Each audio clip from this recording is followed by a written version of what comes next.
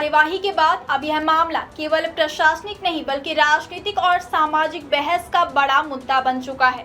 प्रभावित ग्रामीण लगातार अपने घरों, जमीन और अधिकारों की मांग को लेकर आंदोलन कर रहे हैं। शुक्रवार को ग्रामीण कांग्रेस कार्यकर्ताओं के साथ मुख्यमंत्री निवास पहुंचे, जहां उन्होंने जोरदार प्रदर्शन किया। इस दौरान मुख्यमंत्री आवास के बाहर सुरक्षा के कड़े इंतजाम किए गए और बड़ी संख्या में पुलिस बल तैनात रहा। प्रदर्शन के दौरान ग्रामीण सड़क पर बैठकर भोजन करने लगे। जब पुलिस ने उन्हें वहां से हटाने का प्रयास किया तो ग्रामीणों ने भावुक होकर कहा कि पहले उनके घर तोड़ दिए गए और अब उन्हें खाना खाने से भी रोका जा रहा है।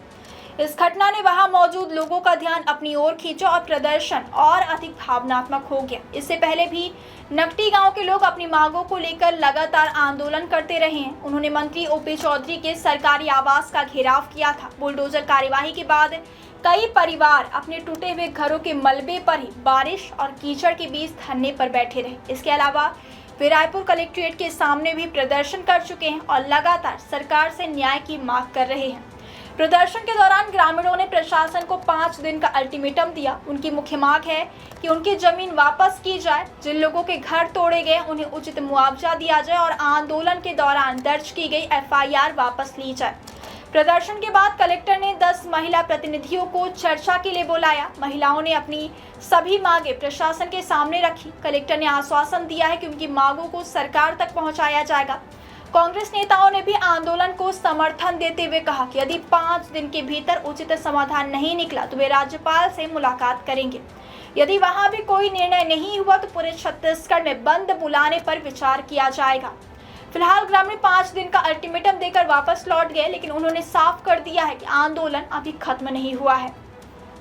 दरअसल 3 दिन पहले नकटी गांव में प्रशासन ने करीब 85 मकानों पर बुलडोजर चलाया था। प्रशासन का कहना है कि प्रभावित परिवारों के लिए आर्थिक रूप से कमजोर वर्ग ईडब्ल्यूएस के तहत आवास उपलब्ध कराए गए, लेकिन हालांकि ग्रामीणों का आरोप है कि सभी परिवारों को मकान नहीं मिले हैं। वहीं हाउसिंग बोर्ड का दावा है कि गाँव के 77 लोगों ने लगभग 15 हेक्टेयर सरकारी जमीन पर कब्जा कर रखा था, जिसके कारण यह कार्यवाही की गई।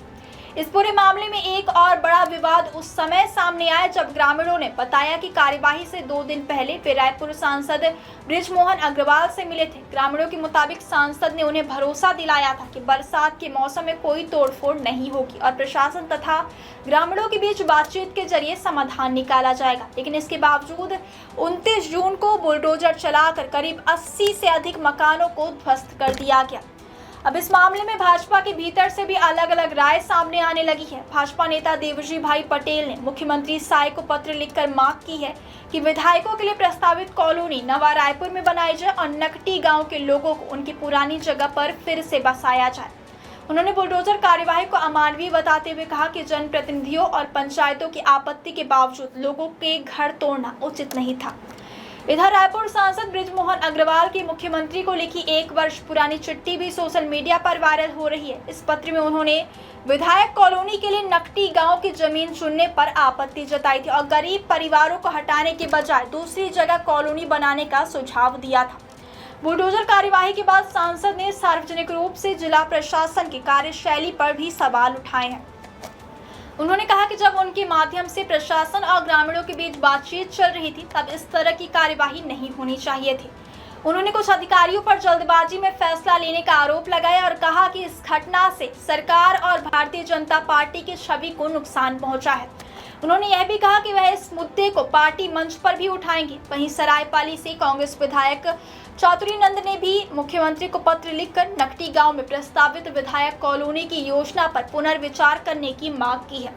उन्होंने कहा कि गरीबों के घर उजाड़कर जनप्रतिनिधियों के लिए आलीशान आवास बनाना उचित नहीं है। उनका सुझाव है कि यदि विधायक कॉलोनी बनानी ही है तो नवा रायपुर में उपलब्ध सरकारी भूमि पर उसका निर्माण किया जाए ताकि किसी गरीब परिवार को बेघर ना होना पड़े। फिलहाल नकटी गांव का मामला प्रशासन, सरकार और विपक्ष के बीच एक बड़ा राजनीतिक मुद्दा बन चुका है। एक ओर प्रशासन अपनी कार्यवाही को सरकारी भूमि से अतिक्रमण हटाने की प्रक्रिया बता रहा है, तो वहीं दूसरी ओर ग्रामीण अपने घर और जमीन वापस लेने की मांग पर अड़े हैं। अब सभी की नजर सरकार के अगले कदम पर है कि वह बातचीत के जरिए समाधान निकालती है या आंदोलन आने वाले दिनों में और बड़ा रूप लेता है।